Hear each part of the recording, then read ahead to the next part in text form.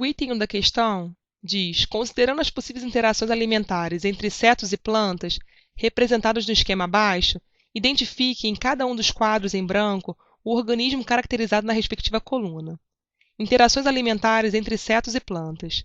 Planta captura inseto em armadilhas. A planta é insetívora, carnívora. Inseto ataca a planta, sugando-lhe a seiva. O inseto é um parasita, fitófago. O item 2 diz: ao capturarem insetos, as plantas incorporam substâncias fundamentais para seu próprio desenvolvimento. Identifique uma dessas substâncias e descreva uma consequência para a planta da deficiência de tal substância.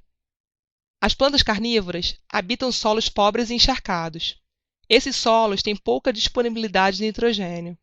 Dessa forma, há necessidade da incorporação de nitrogênio a partir de insetos, ou seja, a planta se alimenta de insetos.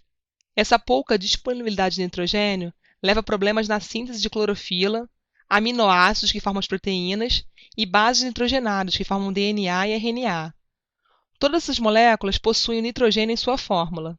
A substância, então, é o nitrogênio e a consequência da deficiência são problemas na síntese da clorofila, aminoácidos que formam proteínas e bases nitrogenadas que formam DNA e RNA. O item 3 pede que se analise essas figuras em que estão representadas diferentes densidades de tricomas em folhas das espécies 1 e 2, que são susceptíveis à interação alimentar ilustrada em 3. A partir dessa análise, considerando outros conhecimentos sobre o assunto, identifique a espécie 1 ou 2 mais susceptível à interação alimentar ilustrada. Justifique sua resposta. Os tricomas são apêndices da epiderme em diversos órgãos da planta, visto como pelos ou pequenas escamas. A função dos tricomas é a proteção, dificultando o acesso dos predadores aos tecidos macios, causando sensação desagradável ao tato nos lábios e línguas de herbívoros. Então, em relação à espécie 1 e 2, a espécie 1 tem uma menor densidade de tricomas em relação à espécie 2, que tem muito mais tricomas por área foliar. Dessa maneira, a espécie 1 é mais susceptível à interação alimentar ilustrada, pois possui menor densidade de tricomas por área foliar.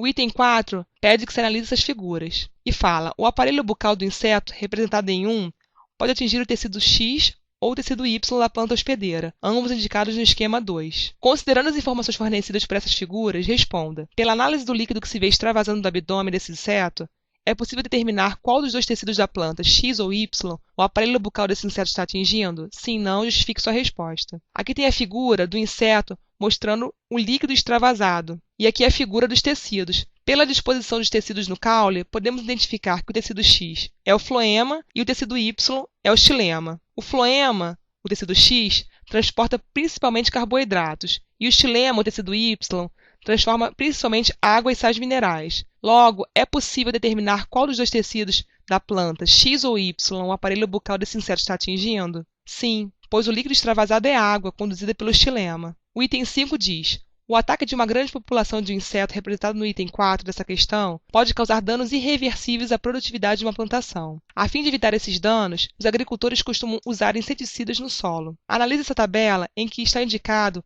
em relação ao tempo, o efeito de uma aplicação de inseticida sobre a mortalidade de insetos em determinada plantação. A partir dessa análise, explique por que, ao longo do tempo, a taxa de mortalidade aumentou. A absorção de inseticidas pode ocorrer de várias formas.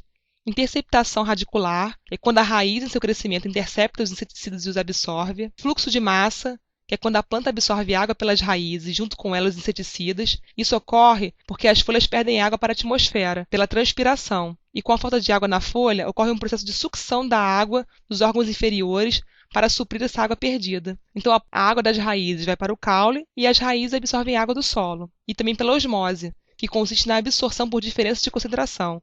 Ou seja, quando a raiz absorve um íon de um inseticida, aquele local do solo fica menos concentrado, e íons de outro local se aproximam, ficando perto das raízes para serem absorvidos. A absorção de inseticidas pode ocorrer de várias formas: a partir do crescimento da planta, pela transpiração da planta ou por diferença de concentração. Então, por que ao longo do tempo a taxa de mortalidade aumentou? A concentração do inseticida nos tecidos aumenta de acordo com o tempo de absorção, influenciado pelo crescimento da raiz, transpiração da planta e diferença de concentração do inseticida no solo e na planta. Assim, com o aumento da concentração ao longo do tempo, há aumento da mortalidade. Questão encerrada.